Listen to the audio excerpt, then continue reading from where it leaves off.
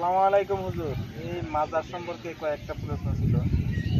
আমরা 5-6 দিন আগে একটা মাজারে গিয়েছিলাম। ওইখানে যেয়ে দেখি মাজারে মানুষের সেজদা করতেছে, মাজারে চাদর দিতেছে, মাজারে যেগুলা ধুলা বালু ওগুলা মুখমণ্ডল দিয়ে মোচন করতেছে, আর মাজারে সন্তান চায়।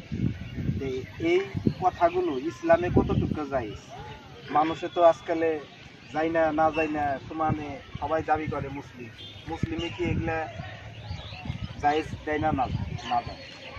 এটা আপনার কাছে প্রশ্ন। আলহামদুলিল্লাহ ওয়াহদা ওয়াসসালাতু ওয়াসসালামু আলা মান লা নাবিয়্যা বা'দা। যে বিষয় নিয়ে প্রশ্ন করা হয়েছে এটা বহুত সূর্যের মতন একবার প্রকাশ্য। এই বিষয়ে প্রশ্নের জরুরিতে নাই, যেহেতু যে আমাদের সৃষ্টিকর্তা তার হুকুম মতে তারই আমরা ইবাদত করব। তারপরেও যদি আমরা মাজারে যাইয়া নিজের সন্তান চাওয়া, মাজারের ধুলাবালো নিজের শরীরে নেওয়া, বরকত অনুভব করা, এটি ইসলামে কখনো সমর্থন করে না।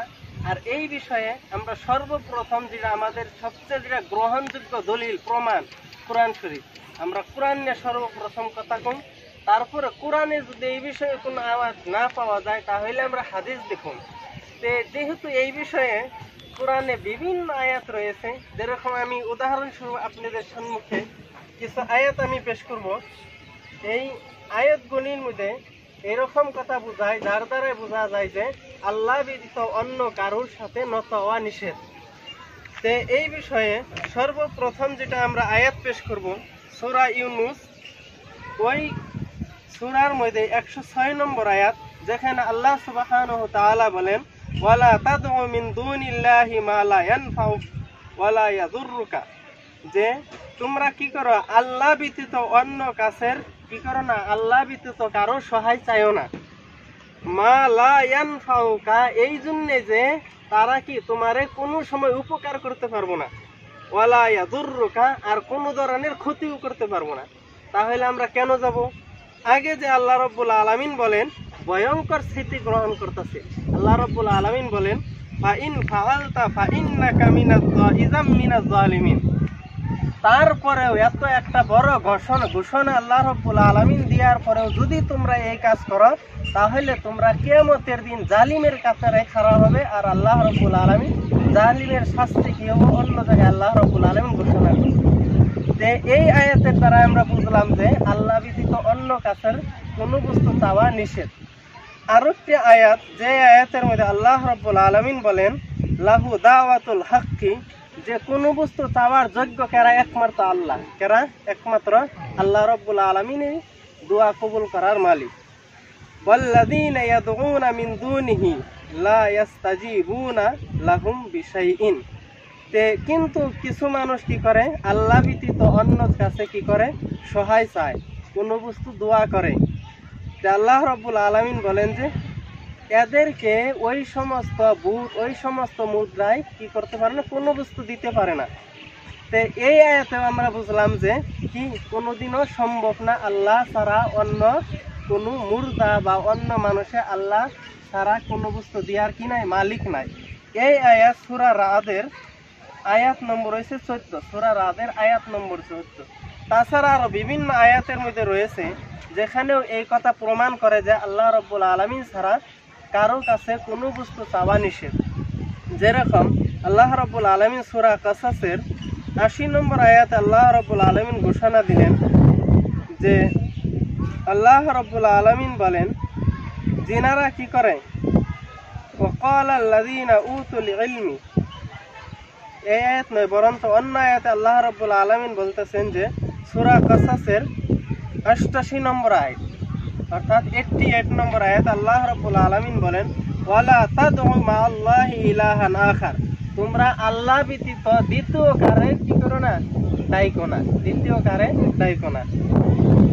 আল্লাহ রাব্বুল আলামিন বলেন, লা ইলাহা ইল্লাহু, আল্লাহ ছাড়া অন্য কারো মাবুদ নাই।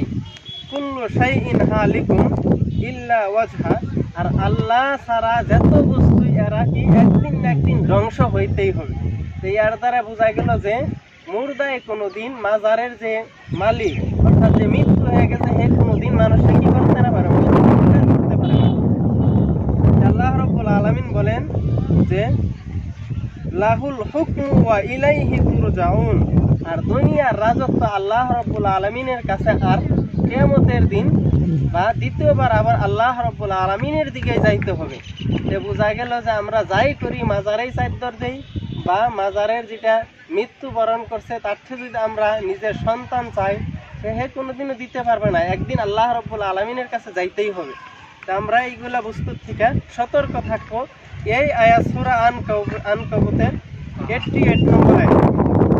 অন্য একটি আয়াতে আল্লাহ রাব্বুল আলামিন বলেন, যেখানে আল্লাহ রাব্বুল আলামিন বলেন ওয়ালাউ সামিউ, যে তার পূর্বে আল্লাহ রাব্বুল আলামিন বলছেন ইন তাদউ লাহুম লা ইয়াসমাউ দুআআকুম, যে তোমরা কি করো এইরকম মানুষের থেকে এইরকম জিনিসের থেকে চাইতেছ যে কি করব না, লা ইয়াসমাউ দুআআকুম, যে তোমাদের যে দোয়া করতেছে এটা শুনেই না। তাইলে আমরা তার থেকে যাই কি এর জন্য কই? পরে যে আল্লাহ রাব্বুল আলামিন বলেন ওয়ালাউ সামিউ মাস্তাজাবু লাকুম, যদি সে শুনেও, এক নম্বর তো আল্লাহ বলছে শুনবই না, যদি শুনে তারপরেও তোমাদের কোনো উপকার করতে পারবো না। তারপরে আল্লাহ রাব্বুল আলামিন ওই সমস্ত মানুষের জন্য একটা ভয়ঙ্কর ঘোষণা দিতেছে যে ওয়ায়াউমাল কিয়ামাতি ইয়াকফুরুনা বিশিরকিকুম, যে কিয়ামতের ময়দানে এরা যে এই শিরিক করলো, আল্লাহ রাব্বুল আলামিন এই শিরিকের জন্য কি করব, কিয়ামতের ময়দানে কি করব, তারা শিরিকি হব, শিরিকের শাস্তি পাইব। কারণ এই মাজারে যে সন্তান চাওয়া, মাজারে যে সিজদা করে, এটা কি ডাইরেক্ট প্রকাশ্য শিরিক, যেটার দ্বারাই আল্লাহ রাব্বুল আলামিন সতর্ক করতেছে। আল্লাহ রাব্বুল আলামিন আগে যা বলেন যে ইয়া আইয়ুহান নাসু আনতুমুল ফুকারা ইলাল্লাহ, যার জন্য আল্লাহ রাব্বুল আলামিন এমন একজন যার যে কি যার সবেরই দরকার, কিন্তু আল্লাহ রাব্বুল আলামিন বলেন ওয়া হুয়াল গানিয়ুল হামিদ, আল্লাহু হুয়াল গানিয়ুল হামিদ, কিন্তু আল্লাহ রাব্বুল আলামিন সব কিছুর জন্য কি সবচেয়ে মালদার, যার কোনো বস্তুর দরকার নাই। আর সমস্ত প্রশংসার মালিক কারা? আল্লাহ রাব্বুল আলামিন। তারপরে আল্লাহ রাব্বুল আলামিন বলেন তারপরেও যারা এই কাজ করে, ইন ইয়াশা ইযহিবুকুম ওয়া ইয়াতি বিখালকিন জাদীদ, যে আল্লাহ বলেন যে যদি আল্লাহ ইচ্ছা করে তোমাদেরকে ধ্বংস করে একটা নতুন মখলুক, নতুন সৃষ্টিজীব আনবো। ওয়ামা যালিকা আলাল্লাহি বিআজিজ, আর আল্লাহ রাব্বুল আলামিন এই সমস্ত কিছুর উপরে কি জবরদস্ত হিকমত রাখেন। তে এই দ্বারা বুঝলাম যে আমরা কি এই সমস্ত কুকাণ্ড থেকে আমাদের বাঁচা অত্যন্ত জরুরি। তারপরেও আল্লাহ নবী সাল্লাল্লাহু আলাইহি সাল্লামও ঘোষণা দিছে, যেরকম এই হাদিসের মধ্যে মিশকাত শরীফ সবাই আমরা কিতাবের নাম জানি, তাছাড়া এই হাদিস মুসনাদে আহমদের মধ্যে রয়েছে 22,425 নম্বর হাদিস, যেখানে আল্লাহ নবী সাল্লাল্লাহু আলাইহি সাল্লামের বিখ্যাত সাহাবা হযরত মুআজ রাদিয়াল্লাহু তাআলা আনহু, আমরা সবাই নাম জানি। ওখানে হযরত মুআজ রাদিয়াল্লাহু তাআলা আনহু, যে আল্লাহ নবী সাল্লাল্লাহু আলাইহি সাল্লাম হযরত মুআজ রাদিয়াল্লাহু তাআলা আনহুকে কি করছেন, একটি কি করছেন 10টা ওসিয়ত করছেন। ওই ওসিয়তের মধ্যে যেটা সর্বপ্রথম ওসিয়ত আল্লাহ নবী সাল্লাল্লাহু আলাইহি সাল্লাম করছেন, ওই ওসিয়ত যে হাদিস কি মিশকাত শরীফের 18 নম্বর পেজ, 1 নম্বর খণ্ড 18 নম্বর পেজ আর 61 নম্বর হাদিস, যে হাদিস মুসনাদে আহমদের মধ্যে রয়েছে। আল্লাহ নবী সাল্লাল্লাহু আলাইহি সাল্লাম ওখানে উল্লেখ করছে যে হযরত মুআজ রাদিয়াল্লাহু তাআলা আনহু বলেন যে আওসানি রাসূলুল্লাহ সাল্লাল্লাহু আলাইহি সাল্লাম বিআশরি কালিমাত, আল্লাহ নবী সাল্লাল্লাহু আলাইহি সাল্লাম আমাকে 10টি বস্তু কি করছে, ওসিয়ত করছে। তার মধ্যে কোন সর্বপ্রথম যেটা ওসিয়ত যে লা তুশরিক বিল্লাহি শাইআ ইন কুতিলতা ওয়া হুররিকতা, যে তুমি আল্লাহর সঙ্গে অন্য কারো শিরিক করো না, যদিও তোমাকে কতল কইরা দেওয়া হয় বা তোমাকে জ্বালিয়ে দেওয়া হয়, তারপরেও কি করছে আল্লাহ নবী নিষেধ করছে।